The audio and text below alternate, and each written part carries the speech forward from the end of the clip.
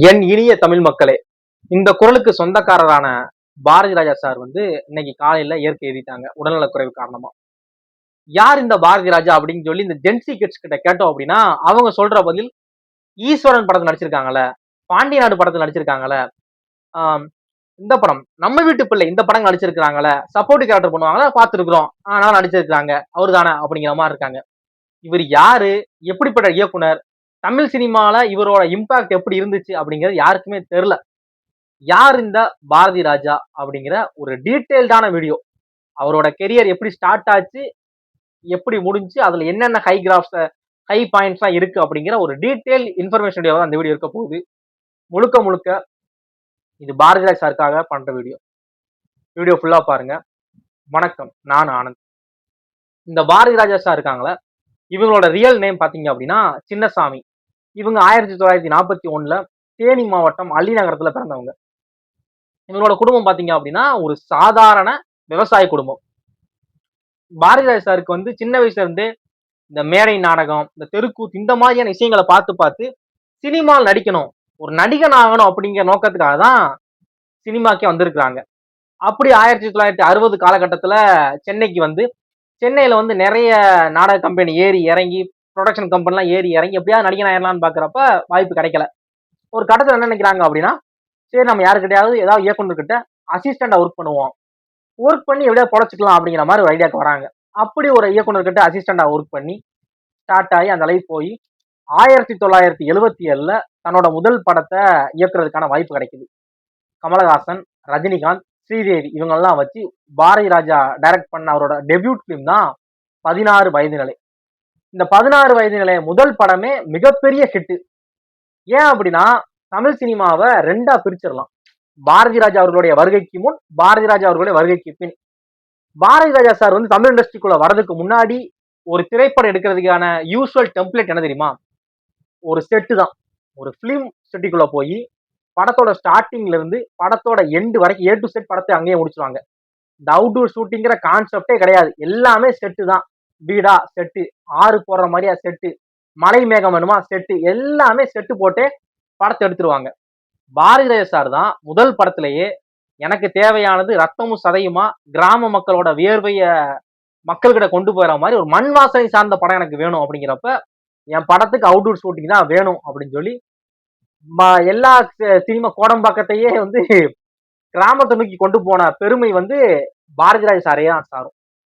எல்லாம் outdoor shooting தான். அவுட்டோர்ல hero heroines எல்லாம் வேர்க்கணும், அந்த வேர்வையில அவங்களோட ஃபேஸ் எப்படி இருக்கு, சன்லைட்ல அவங்களோட ஃபேஸ் எப்படி இருக்கு, மண்ணனா மண் அள்ளணும், சாணிய உருட்டுற மாதிரி வரட்டி தட்டுற மாதிரி வரட்டியை தட்டணும், ரியலாவே சாணி அள்ளணும், சாணி அள்ளணும், எல்லாமே நேச்சர் தான், எல்லாமே உண்மைக்கு நெருக்கமானது தான், ரொம்ப ராவா ரியலான ஒரு படமா தான் இருக்கும். அது மாதிரி இவங்களோட படங்கள், இவரோட சினிமால இவரோட பீரியட் பாத்தீங்க அப்படின்னா தமிழ் சினிமாவோட பொற்காலம் அப்படிங்கிறாங்க. 1977 டு 1996 வரைக்கும் தமிழ் சினிமாவோட பொற்காலம் அப்படிங்கிறாங்க. பாரதி ராஜா சாரோட படங்கள் பிஎன்சி சென்டர். இந்த பிஎன்சி சென்டர் அப்படின்னா கிராமங்கள் மற்றும் ஓரளவு நகர்ப்புறமா இருக்கும் அந்த பகுதிகள் தான் பிஎன்சி சென்டர்னு சொல்லுவாங்க. தியேட்டர்ல அங்கெல்லாம் பிச்சு புடிங்கி போயிருக்கு. நம்மள ஒருத்தி படத்த மாதிரி இருக்கு. படங்கிறது எப்படி இருக்கும் அப்படின்னா, சினிமா படங்கள் எப்படி இருக்கும் அப்படின்னா, ஹீரோ ஹீரோயின் எல்லாம் பாக்குறப்ப கொஞ்சம் கூட கனெக்ட் ஆகாது. ரைட்டு, பொழுதுபோக்குக்காக பாக்கணுமேங்கிற நோக்கத்துக்காக ஆடியன்ஸ் பார்ப்பாங்க. ஹீரோ எல்லாம் பாத்தீங்கன்னா பயங்கர ரோஸ் பவுடர் போட்டு, அவருக்கு எவ்வளவு சண்டை போட்டாலும் வேர்க்காது, துளி கூட அவருக்கு மூஞ்சி கருக்காது, அப்படியே அந்த ட்ரெஸ் கசங்காம இருப்பாப்படி. ஆனா இவரு பண்ற படங்கள் பாக்குறப்ப நம்மள மாதிரி இருக்காங்களே ஹீரோஸ் எல்லாம் அப்படிங்கிற அந்த எண்ணத்தை மக்களுக்கு கொண்டு ஈஸியா கனெக்ட் பண்ண வச்சாரு. அது மாதிரி இவரோட திரைப்படங்கள்ல பாத்தீங்க அப்படின்னா நிறைய நியூ ஃபேஸுக்கு வாய்ப்பு கொடுத்திருக்கிறாரு. வில்லேஜ் லுக் படங்கள் அதிகமா எடுத்திருக்கிறாரு, மண் சார்ந்த படங்கள் அதிகமா எடுத்திருக்கிறாரு. படங்கள்ல முடிஞ்ச அளவு மேக்கப்பை குறைச்சிருக்கிறாரு. உண்மைக்கு நெருக்கமா கதை ஈஸியா ஆடியன்ஸோட அண்டர்ஸ்டாண்ட் ஆகிற மாதிரி படங்கள் பண்ணியிருக்கிறாரு. இவருக்கு பாத்தீங்க அப்படின்னா 2001 அறிஞர் அண்ணா விருது கொடுத்திருக்கிறாங்க, 2004 பத்மஸ்ரீ விருது கொடுத்திருக்கிறாங்க, 2005 கௌரவ டாக்டர் பட்டம் கொடுத்திருக்காங்க. இது போக பாத்தீங்க அப்படின்னா கிட்டத்தட்ட ஒரு 6 படத்துக்கிட்ட நேஷனல் அவார்டு, தேசிய விருது வாங்கியிருக்கிறாங்க. அது என்னென்ன படங்கள் அப்படின்னா, கீதா கொகா சிலுசா அப்படிங்கிற தெலுங்கு படத்துக்கு நேஷனல் அவார்டு வாங்கியிருக்காங்க. அப்புறம் முதல் மரியாதை, வேதம் புதிது, கருத்தம்மா, அந்தித்தாமரை, கடல் பூக்கள் இந்த படங்களுக்கெல்லாம் தேசிய விருது கிடைச்சிருக்கு. இது போக மாநில விருது ஸ்டேட் அவார்டு பாத்தீங்க அப்படின்னா 16 வயது நிலை, அலைகள் ஓய்வதில்லை, ஈரநிலம் இந்த படங்களுக்கெல்லாம் ஸ்டேட் அவார்டு கிடைச்சிருக்கு. இது வரைக்கும் ஆனந்த விகடன்ல இருந்து அதிகபட்சமா ஒரு படத்துக்கு கொடுக்கப்பட்ட ரேட்டிங்ஸ் பாத்தீங்க அப்படின்னா இவரோட படமான 16 வயது நிலை படத்தை தான் கொடுத்திருக்காங்க. கிட்டத்தட்ட 62.5 பாயிண்ட் கொடுத்திருக்காங்க. அதுக்கப்புறம் தமிழ் சினிமால எந்த படத்துக்கும் கொடுக்கல. அது மாதிரி இவருக்கு வந்து சின்னதா ஒரு நியூமராலஜி மேல நம்பிக்கை இருக்குன்னு நினைக்கிறேன். ஏன் அப்படின்னா இவங்கதான் நிறைய ஹீரோயின்ஸ் அறிமுகப்படுத்திருக்காங்க. இவரோட ஹீரோயின்ஸ் நேம் எல்லாம் ரொம்ப காமன் எப்படி இருக்கும் அப்படின்னா ராதிகா, ரேவதி, ரேகா, ராதா, ரஞ்சனி இப்படின்னு சொல்லி 6லயே ஆரம்பிக்கும். இதை தவிர்த்து பிரியாமணி, சுகன்யா, விஜயசாந்தி இவங்க எல்லாரையுமே அறிமுகப்படுத்துறது பாரதி ராஜா சார் தான். அது ஏன் 6 அப்படிங்கலாம் தெரியல. அது மாதிரி ஹீரோஸ்ல பாத்தீங்க அப்படின்னா கார்த்தி, நவரசநாயன் கார்த்தி, பாக்யராஜ், நிழல்கள் ரவி, நெப்போலியன், பாண்டியன், பாகை சந்திரசேகர், தியாகராஜன், பிரசாந்த் சார் இருக்காங்களே அவங்களோட அப்பா தியாகராஜன், இவங்க எல்லாரையுமே அறிமுகப்படுத்தினது பாரதி ராஜா சார் தான் அவங்களோட முதல் படங்கள்ல. இன்னொன்னு பாத்தீங்க அப்படின்னா சத்யராஜ் சார கடலோர கவிதைகள் அப்படிங்கிற படத்துல ஒரு முழு நீள கதாநாயகன் அறிமுகப்படுத்தின பெருமையும் பாரதிராஜ் அவர்களே தான் சாரும். ஏன் அப்படின்னா அதுக்கு முன்னாடி சத்யராஜ் சார் வந்து சினிமா இன்ட்ரடியூஸ் ஆயிருந்தா கூட அவங்க பண்ண கேரக்டர் பாத்தீங்க அப்படின்னா ஒரு சைடு வில்லன் இல்ல ஒரு வில்லன் இந்த கதாபாத்திரம் தான். அவங்கள வந்து யாருமே ஒரு ஹீரோக்கு அப்ரோச் பண்ணவே இல்லை. பாரதிராஜா சார் தான் ஹீரோவா நடிக்க வச்சு அந்த படத்தை மிகப்பெரிய சக்சஸ் கொண்டு போனாரு. இவரோட படங்கள் எல்லாமே கிராமப்புற மக்களுக்கு ரொம்ப பிடிக்கும். அப்படி ஒரு யதார்த்த சினிமாவா இருக்கும். குடும்பமா ஆடியன்ஸ் வந்து ஃபேமிலியா என்டர்டெயின் பண்ணுவாங்க. அது மாதிரியோட படங்கள்ல சமூக நீதி கருத்து வந்து ரொம்ப உயர்வாவே இருக்கும். எந்த இடத்துலயுமே ஏதாவது ஒரு ஜாதியை தூக்கி பிடிக்கிற மாதிரியான வசனங்களோ சில குறியீடுகளோ எதுவுமே இருக்காது. ஓப்பனா அடிச்சிருப்பாரு. அதுவும் இந்த வேதம் புதிதுங்கிற படத்துல ஒரு சமுதாயத்தை ஓப்பனா அடிச்சிருப்பாரு. இதுதான் அப்படிங்கிற மாதிரி ஒன்னதான் சொல்றேன், அப்படிதான் சொல்லுவேன் அப்படிங்கிற மாதிரி இருக்கும். ஒரு சூசகமா சொல்றது, அப்படியே கூடகமா அப்படியே ஒரு சர்க்காசமா சொல்றதெல்லாம் கிடையாது. ஓப்பனா அடிக்கிறாரு உன்னையதான் அப்படிங்கிற மாதிரி. அது மாதிரி இந்த தேசிய விருது வாங்கின கருத்தம்மான்னு சொன்னோம்ல, அந்த படம் பாத்தீங்க அப்படின்னா அந்த டைம்ல அதாவது அந்த அந்த அந்த காலகட்டம் அந்த ஒரு 70-80 காலகட்டத்துல பாத்தீங்க அப்படின்னா உசிலம்பட்டி பக்கத்துல பெண் குழந்தைகளை வந்து கள்ளிப்பால் ஊத்தி கொள்ற பழக்கம் உண்டு. பெண் குழந்தைங்க பிறந்தாங்கன்னா கள்ளிப்பால் ஊத்தி கொண்டுருவாங்க. அப்படி ஒரு வழக்கம் உண்டு உசிலம்பட்டி சைடுல. அந்த வாழ்வியலை மையமா வச்சு பெண் சிசு கொலையை தடுக்கிறது மையமா வச்சு ஒரு படம் பண்ணியிருக்கிறாரு. கருத்தமான ஒரு படம். இவரோட நிறைய படங்கள் வந்து ஆடியன்ஸ் மத்தியில பயங்கரமா பேசப்பட்ட படம். நிறைய நல்ல கருத்துக்கள் இருக்க படம். அது மாதிரி வாழ்க்கைக்கு தேவையான ஒரு படமா தான் இருந்திருக்கு நிறைய படங்கள்.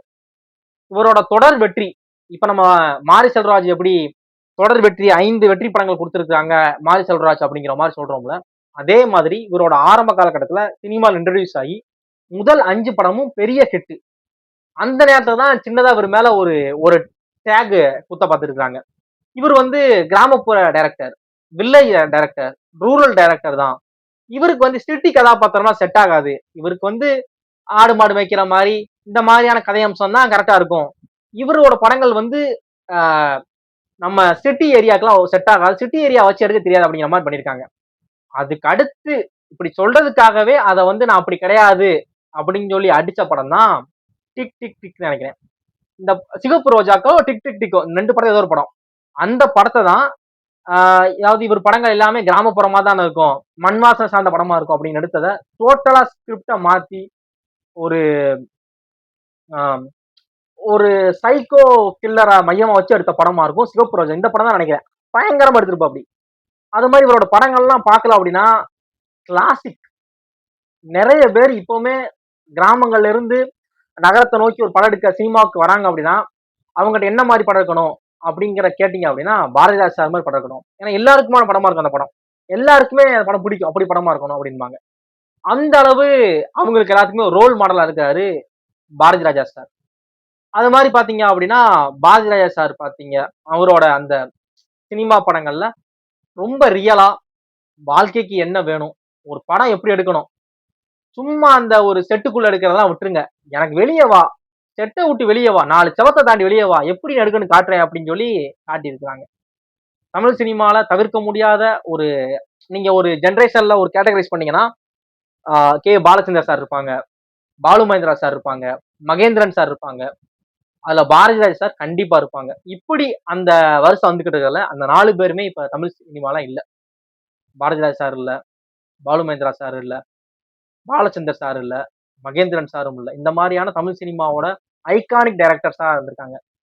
பாரதிராஜா சார் சினிமாக்கு வந்த டைம்ல பாரதிராஜா சாரோட தாக்கம் எப்படி இருந்திருக்கு அப்படின்னா, அதாவது சவுத் இண்டஸ்ட்ரியவே புரட்டி போடுற மாதிரி இருந்திருக்கு. எப்படி படம் எடுக்கிறாப்புல, மண் சார்ந்த படம் எப்படி இப்படி கிராமத்து படமா இருக்கிறாரு அப்படின்னு சொல்லி ஒரு புதிய ஒரு ஒரு பாத்த ஓபன் பண்ணி விட்டுருக்காரு பாரதிராஜா சார். ஒரு மலையாள டைரக்டர் எல்லாம் கவுண்ட் பண்ணிக்கிட்ட சொல்லியிருக்காராம். யான் ஒரு நாள் பாரதிராஜாவை தாண்டும் அப்படின்னு இருக்காராம். அதான் கவுண்ட் பண்ணி கேட்டாராம், குனிய வயசு தாண்டுமா அப்படின்னாராம். ஏன்னா அவர் அந்த அளவு அவரோட படங்கள் ஹிட் ஆகிக்கிட்டு இருக்கு. மக்கள் மத்தியில் அவ்வளவு கனெக்டிவிட்டி இருக்கு. எல்லாரும் சிரிக்கிறான். ஏ ஆடியன்ஸ்ல இருந்து B centre C centre audience வரைக்கும் சிரிக்கிறான், என்ஜாய் பண்றான். அப்படிங்கிறப்ப எப்படி இப்ப எல்லாத்துக்கும் படம் எடுக்கிறாங்கன்னு ஒரு பெரிய ஆச்சரியம் தான். அவரோட படங்கள்ல நடிப்புக்கு எந்த அளவு இம்பார்ட்டன்ஸ் இருக்குமோ அது ஈக்குவலா கண்டென்ட்டுக்கு இம்பார்ட்டன்ஸ் இருக்கும். சும்மா ஒரு படத்தை வந்து ஒரு கமர்ஷியல் ஆஸ்பெக்ட் எடுக்கிறோம் அப்படிங்கிற மட்டும் இல்லாம ஈக்குவலா கண்டென்ட் அந்த படத்துல ஏதாவது ஒன்று இருக்கும், ஏதாவது சம்திங் ஒரு பண்ணியிருப்பாங்க அப்படி அந்த மாதிரியான படமா இருக்கும். இன்னொன்னு பாரதிராஜ் சார் வந்து ரொம்ப தைரியமான ஒரு ஆள். அதாவது பிரச்சனை, தமிழர் பிரச்சனை, தமிழர்களுக்கா முன் வரணும் அப்படின்னா ஃபர்ஸ்ட் ஆளா வந்து தனக்கு தப்பு அப்படின்னா அது யாரா இருந்தாலும் அடிதான், ஓப்பனா பேசுவாரு. உன்னை தாண்டா சொல்றேன், உன்னை தான் திட்டுறேன் அப்படின்னு ஓப்பனா பேசுவாரு. இந்த மறைமுகமா சொல்றது, உள்குத்து, ஒரே குத்து, நேர் குத்து தான் உனக்கு அப்படிங்கிற மாதிரிதான். 2009 டைம்ல பாத்தீங்க அப்படின்னா இலங்கை தமிழர் பிரச்சனை நடக்குது. அந்த நேரத்துல தமிழ் சினிமா சார்பா, தமிழ் இண்டஸ்ட்ரி சார்பா ஒரு போராட்டம் பண்றாங்க சென்னையில. அப்போ 2004 வந்து பாரதிராஜா சாருக்கு வந்து பத்மஸ்ரீ விருது கொடுத்திருக்காங்க அவரோட சினிமா பயணத்தை பாராட்டி. அவர் கேட்டிருக்கார் ஸ்டேஜ்ல வச்சு, அங்க என் மக்கள் எல்லாம் அங்க செத்துக்கிட்டு இருக்கலாம், இந்த நேரத்துல மத்திய அரசு அமைதி காத்துச்சு அப்படின்னா எனக்கு கொடுக்கப்பட்ட இந்த மத்திய அரசு விருதை திருப்பி கொடுக்கவா இல்ல உடைச்சு போட வாங்கி அப்படின்னு இருக்காரு. இந்த இடத்துல உடைச்சு போட்டுமா அப்படின்ற மாதிரி பேசியிருக்காரு.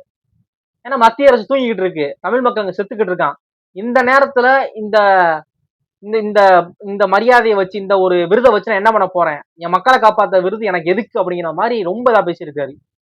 அந்த டைம்ல அதை உடைக்க கூட ரெடியா இருந்திருக்காங்க, பத்மஸ்ரீ விருதை உடைக்கிறதுக்கு ரெடியா இருந்தாங்க அப்படிங்கிறாங்க.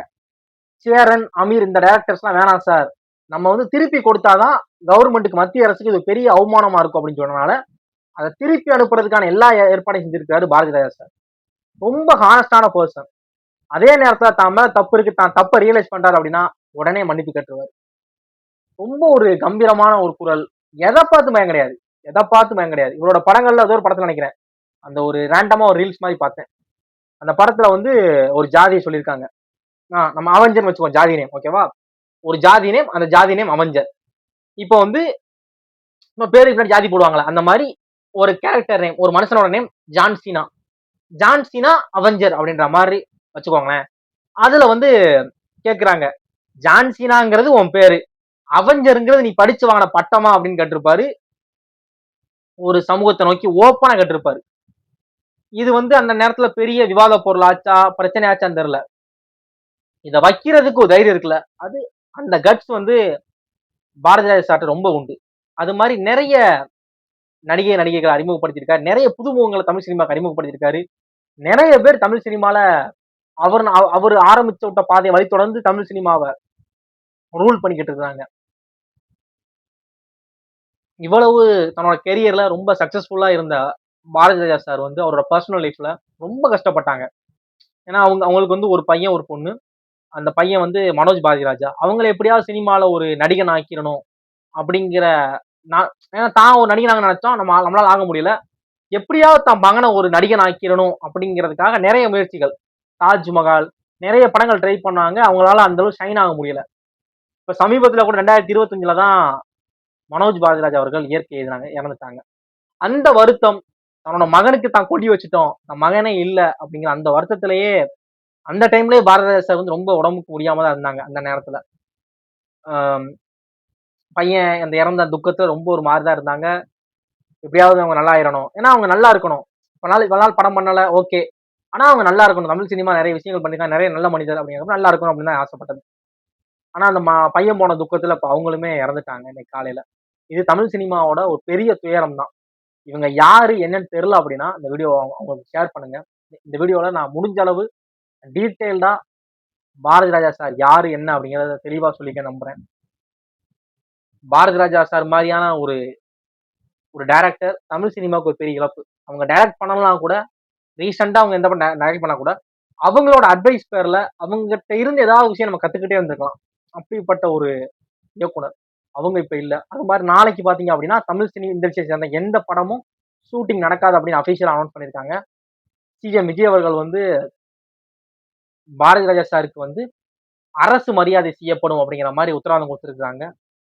இன்னைக்கு சினிமா இண்டஸ்ட்ரியை சேர்ந்த அத்தனை பேர் வந்து போய் அவங்களோட இறுதி அஞ்சலி செலுத்திக்கிட்டு இருக்கிறாங்க. பாரதி ராஜா சாரை பத்தி உங்க யாருக்கும் தெரியல அப்படின்னா இந்த வீடியோ ஷேர் பண்ணுங்க. தேங்க்ஸ் ஃபார் வாட்சிங்.